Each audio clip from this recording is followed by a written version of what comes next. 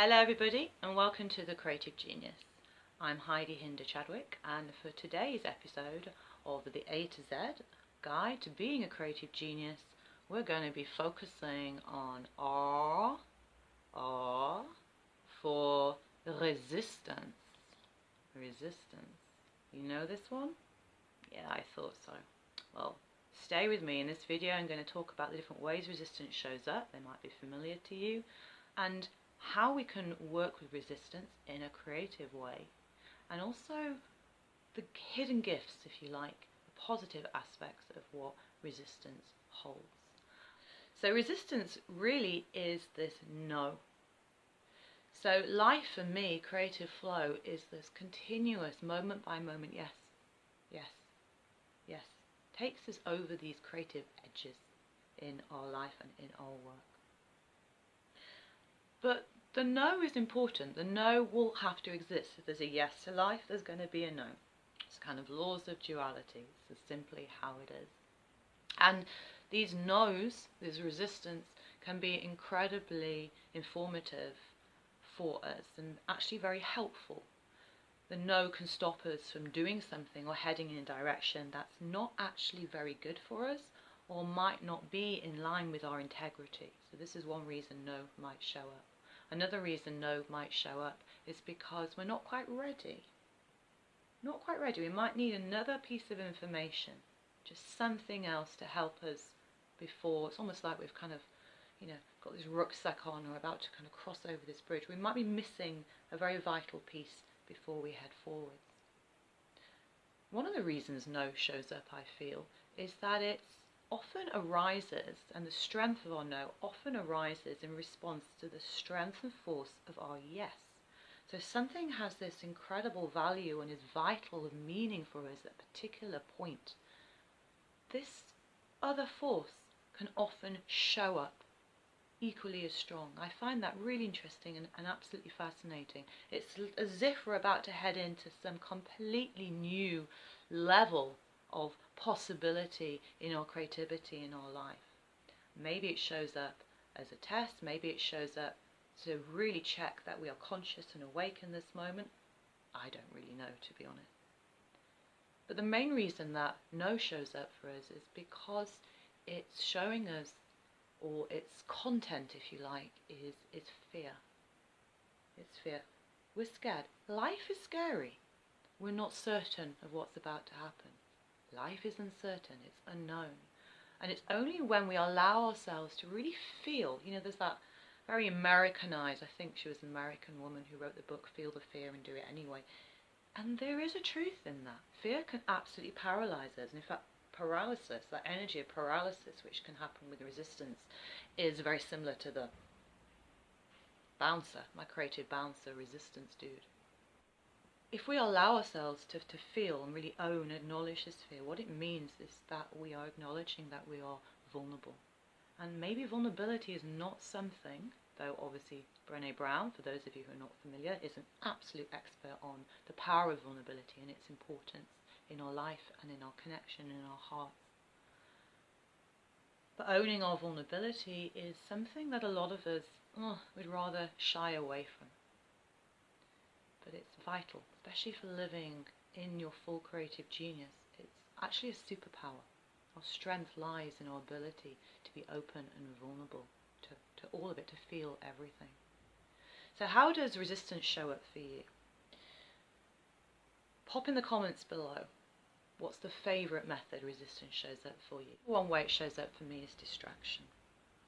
Distraction, number one. So here are some of the ways distraction shows up for me. First is watching endless amounts of episodes of series on Netflix or movies. Love all of these things, love filmmaking, storytelling, the visual arts and so on, but possibly not a gluttonous, is that the right word? A greedy amount till stupid o'clock in the morning, which means I'm tired the next day, and this goes on repeat, and I'm not really opening my book to write or getting art materials out. I'm just doing that instead. Another way distraction shows up is on endless scrolling of social media. This could be something familiar to you. My favourite, Instagram. Love the images, love the inspiring quotes, etc., etc. Distraction also shows up for me when I suddenly decide that this other sparkly, shiny, new, untouched idea is much more important than the proposed amount of sitting down and showing up for the project that I'm working on. And another way is this sense of, oh, I'm really tired, I'm just going to have a nap now. I was going to, go and sit in a coffee shop and write for 2 hours, but no, I think I'm just going to get under the duvet for a while. So those are my kind of main ways distraction shows up. Another way resistance shows up in our life is procrastination. Now, mañana might work for the Spanish. Hello, any Spanish viewers? But it doesn't necessarily work so well for us if that is our kind of like tagline. Mañana, mañana, mañana. I'll do this tomorrow, next week. When this has happened, when the stars align in that way, when I'm suddenly, I don't know, whatever it is, that the story that runs through our mind, when this, usually it's when our environment and situation, everything is perfect, then we'll get round, when I'm ready. All of this is forms of procrastination. The thing is about procrastination, it's very interesting because there can often be then this underlying energy that's kind of humming and buzzing in us. And it's a bit like, See, when we're not fully directing our energy in a clear, focused way, it kind of gets stuck in our system, and there can be this low-lying anxiety running through when we're not making decisions and choices and just getting on and saying fuck yes to showing up and just starting and just seeing what happens. So it's a good way of also noticing, is there some resistance playing out here? Is my energy flowing and moving clearly, or is it doing that inside? One of the most insidious ways the resistance shows up for me is when suddenly judgment and comparison are present. And they're not nice, these qualities, are they? When I say they're not nice, as in we feel, I know for me, I end up then judging myself because I'm judging. So judgment arises when we feel a lack in ourselves, this sense of not enough in being simply who we are in our own creative genius, just in our own human, beautiful, creative being self. We look around and we either point the fingers outwards going, who do they think they are? And what the hell is that? And how dare they? And no. Or we point it towards ourselves and go, I'll never be like that, or I'm not good enough, or I don't have the right knowledge, etc., etc., etc. You might even have the belief that I'm not a real artist, writer, musician, and so on. And I have encountered this with extraordinary creative beings that I've worked with, that underneath there's been this low-lying belief that's been kind of wrecking things, coming in and being a bit of a party pooper and sabotaging all over the place. And one other way that resistance can show up for me is this sense of I just can't be bothered. I can't be bothered. No, I can't be bothered. And it can be a little akin to depression, kind of low-lying depression, but it's just more the heaviness. No, not interested. A little bit of that teenager kind of energy. That's what it feels like. Technical term. So what to do? So here's some tips, and again in the comments let me know if any of these are helpful. So the first thing to do is to simply stop, take a breath, and just ask yourself, am I in resistance right now?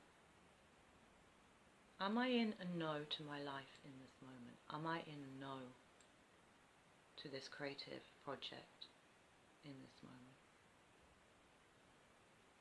And listen. Drop it down into the body. The body doesn't lie. You may be surprised to find there's a little relief in that asking. A little sense of, oh, thank goodness, she's not running away, she's not fighting against, not resisting the resistance, not judging the resistance. You're just stopping to go, do you know what?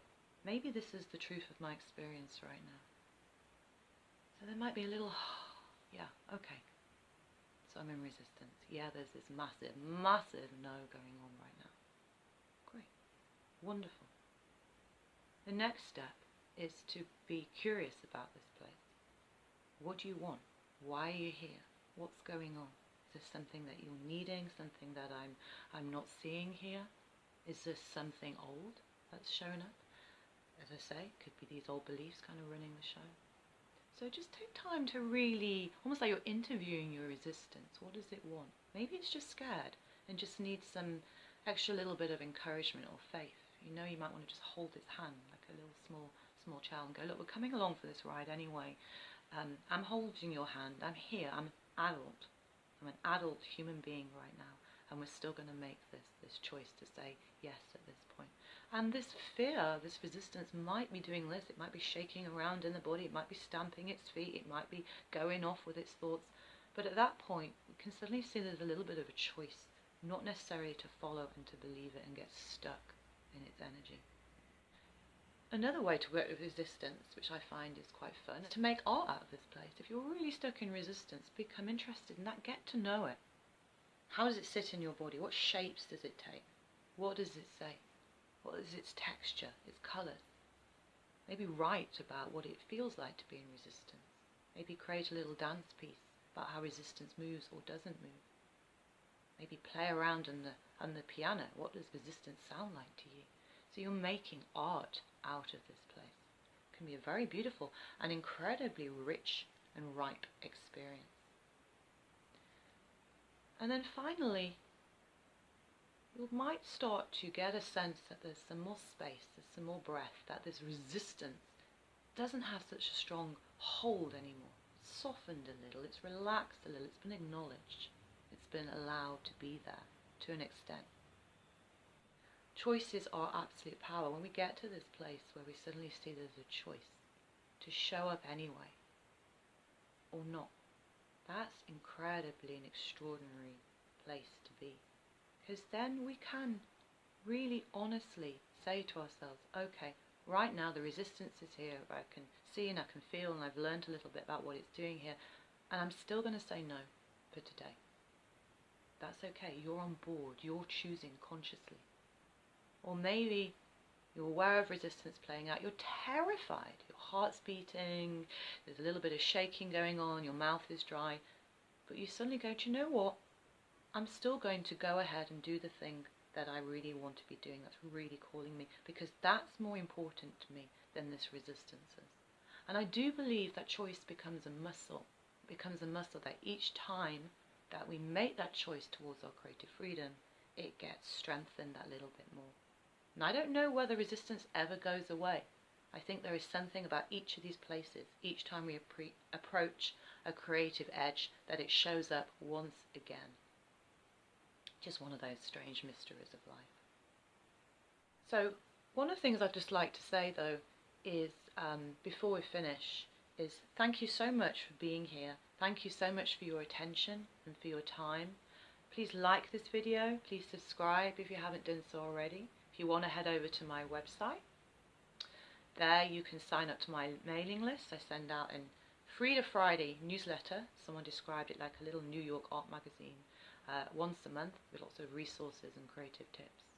There you can also, as you sign up for the newsletter, receive my guide, free guide, little ebook, about 28 pages long. It's very sweet, 10 ways to awaken your creative genius.